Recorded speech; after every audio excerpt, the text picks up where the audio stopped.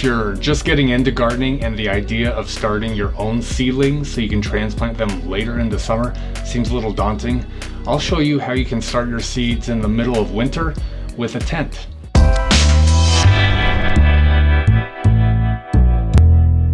So this is a grow tent, and it's one of the easiest ways you can control the environment, including the temperature and the humidity, for starting those seedlings for flowers, herbs, or vegetables that you want to transplant later in the summer.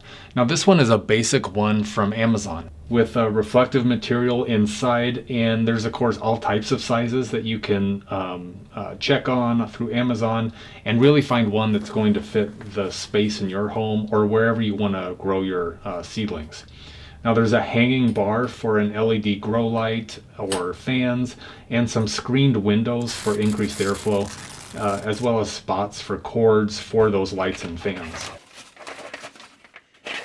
So as you can see, my setup is extremely basic, where I really just start my seedlings on the floor of the tent. And for the amount of vegetables that I grow and that I have space for, this works for me.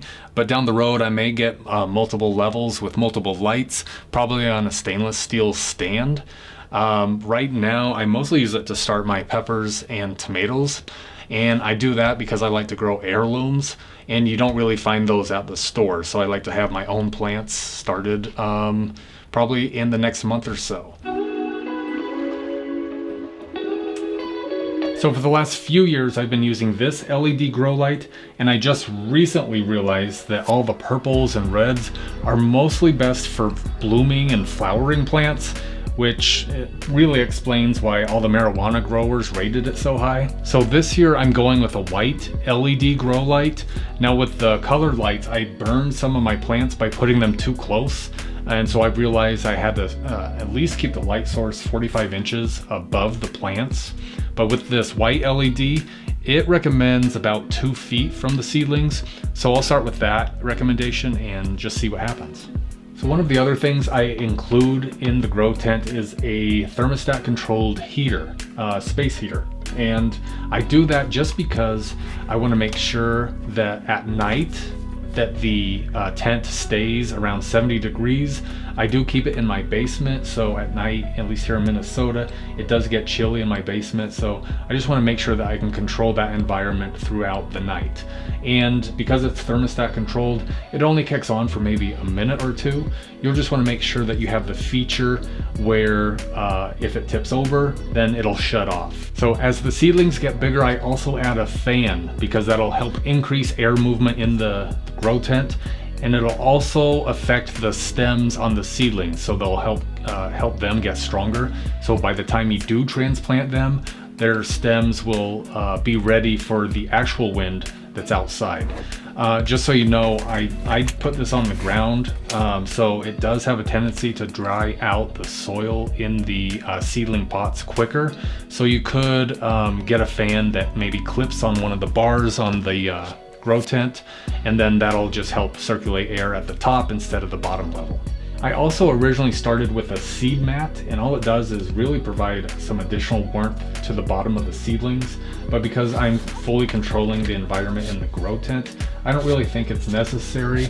There may be some plants that it helps more than others, but I haven't found that it contributes to better growth, at least in the tomatoes and peppers that I'm growing. So this is probably more specific to my setup, but I also have this little sensor that I connect to my smart home, and it'll read the temperature and humidity. And then in my smart home app, I can just set a time so it alerts me if the temperature or the humidity gets too high, and then I can make adjustments. And there's certainly some wireless digital versions out there where you have a base station and then you put the sensor where you need it to be, and then that'll just have a reading. So you know, in your main part of your house, so you can just check it without having to go to the grow tent every time. Now with humidity, you really don't have to do anything more for the tent. Between you watering your seedlings and their increased growth, it'll really create its own rainforest effect. But as the days get warmer, you'll want to start opening those side vents so that increased airflow can happen and there isn't such a drastic increase in temperature and humidity, especially during the day. I know I didn't follow that one year and I got fungus on my tomato transplants. and they survived, but they didn't get a very good start to the season. So that's just something you want to double check. And especially as the days get warmer, I mean, here in Minnesota, zone 4B, we can't even put out our pepper plants until like June 1st. And by that time, my basement's warm enough that I could really fully open the door and just have the grow light on, and it'll be just fine temperature wise. So I hope that was helpful. Let me know how you're starting your seeds indoors this year as we finally get ready for summer.